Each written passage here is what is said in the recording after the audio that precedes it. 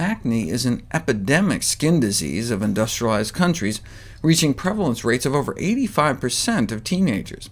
In the U.S., acne nowadays persists even after adolescence into the third decade of life in nearly half of men and women. But it's considered a disease of Western civilization, meaning in some places, like Okinawa, it was rare or even non-existent. In this regard, most common acne is not some physiological phenomenon of puberty, but may represent a visible risk indicator pointing to aberrant nutrient signaling promoting chronic epidemic diseases of civilization. This is what they mean. The dairy, junk foods, meat, and egg proteins in Western diets all conspire to raise the activity of the enzyme TOR, contributing to acne and obesity. So using diet to suppress TOR may not only improve acne, but may prevent the march to more serious chronic TOR-driven diseases of civilization.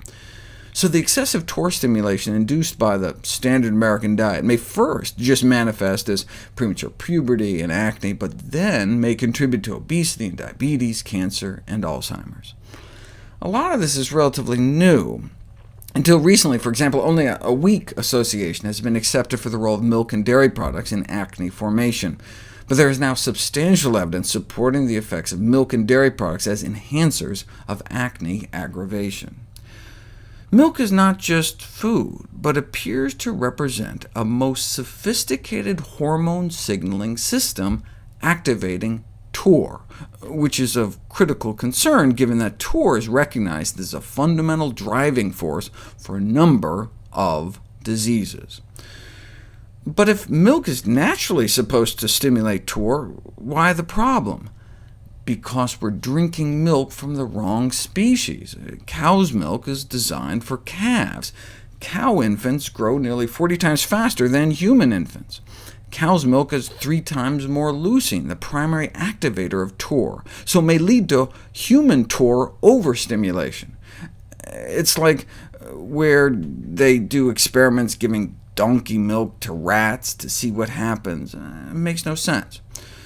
And of course, milk is for babies. Continued consumption of any kind of milk after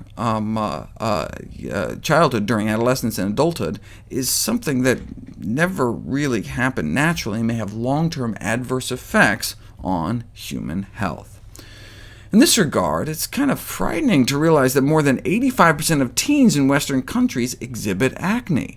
This implies that the majority of our population is living with overactivated TOR signaling, a major disease-causing factor, which probably may pave the way for the development of other more serious diseases.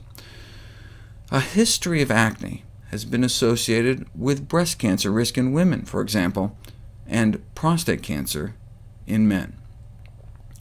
So, early dietary counseling of teenage acne patients is thus a great opportunity for dermatology, which will not only help to improve acne, but may reduce the long-term adverse effects of Western diet on more serious TOR-driven diseases. So, just like urologists use erectile dysfunction as an opportunity to save lives by putting people on heart-healthy diets, dermatologists can use acne as a way to save lives by putting people on a cancer prevention diet. So, how do you turn acne on and off via dietary manipulation of TOR? A comprehensive dietary strategy to treat acne can only be achieved by higher consumption of vegetables and fruits, given preliminary evidence for the effectiveness of natural plant-derived TOR inhibitors in the treatment of acne, and the reduction of animal-derived food.